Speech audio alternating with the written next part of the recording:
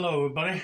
Welcome back to the Tinmans Core channel. I'm your host, Jeffrey Tinman Taylor. Today, I'm over by my movie shelf because I wanted to rank one of the greatest sci-fi time travel movie franchises in history, and that is Back to the Future. So, I'm going to be ranking them from my least favorite to my all-time favorite. And since there's only 3 movies, all of them were good, but it was hard trying to pick which one should I put in which spot, So, without further ado, let me show you what's in third place, which is the bottom of the list. Don't y'all hate me in the comments for what movie's in that spot. Back to the Future Part 1. I know what you're going to say. Why you got this one down at the very bottom? It's the first movie in the franchise.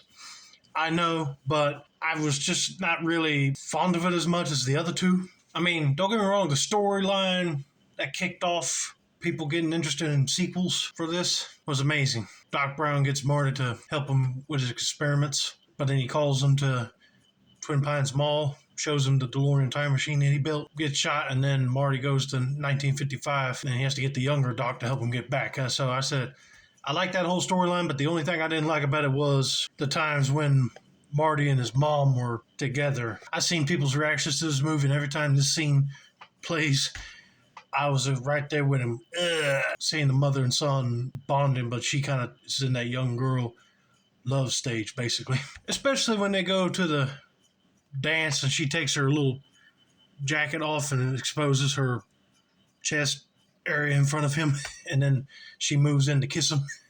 I was like, oh my Lord, back away. That's a little weird, seeing a mom kiss her son, but she didn't know that was her son. But at least he understood the whole meaning of what she was saying about when she kissed him. It was almost like kissing her brother. I said, yeah, because they're technically kin. All right, let me show you what's in my number 2 spot. Back to the Future Part 2. It's a better story than the first one because basically it picks off where the first one left off. Doc arrives in his time machine, but he's got a Mr. Fusion thing on the back to take trash as fuel instead of plutonium. It makes it much easier to fuel it up. But then when they arrive in the future, Doc explains that Marty's kids are in trouble and they got to stop some event to where Marty Jr. don't get arrested. And then old Biff found out that the flying DeLorean that they're in is a time machine. He steals it and takes an almanac that Marty bought to make himself rich and altered their 1985, basically. And Doc was about to destroy the time machine in the middle of the film before he realized something was off. Their reality was altered to the point where Biff is corrupt and powerful, bought the old courthouse and made it into a casino hotel. And the gun you see holding in his hand was the one he used to kill Marty's dad, George. And he threatened to kill him with it, just knowing the information about the almanac. But I did not like the part where the DeLorean got struck by lightning and it caused Doc to be stuck in 1885. But it was a good segue for Part 3, which is the movie that's in number 1 spot.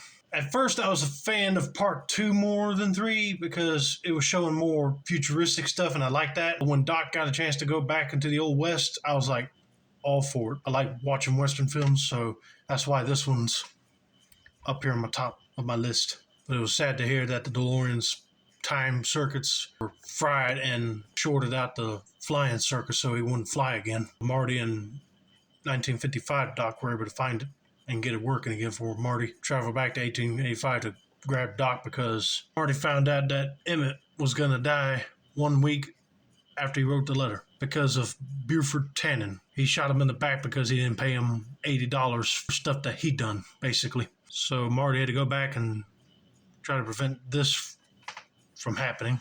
And along the way, I like that Doc found love with Clara Clayton, who's a new school teacher. Well, unbeknownst to Doc, he forgot that she was supposed to fall into the ravine that he saved her from. They were going to name the ravine after her, but he altered history for good because if he didn't save her, he wouldn't have never fallen in love with her once he laid eyes on her.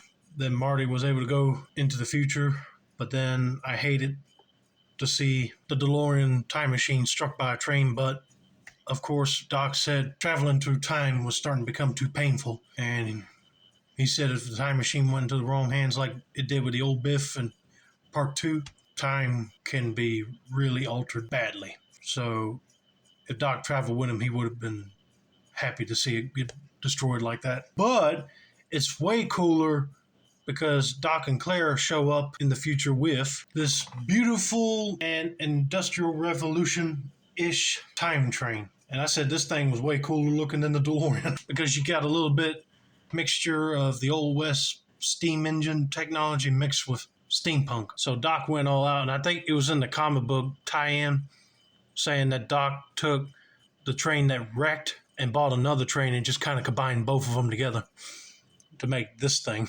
But then it was cool when Doc was leaving and Marty asked him, "Where are you going back now? Back to the future?" And he said, "Nope, I've already been there." And I figured out why he said that. Because he went into the future and got a hovercraft conversion kit put on this train. Once I saw this thing fly up on the screen, I was like, oh man, they can't just end the franchise like this.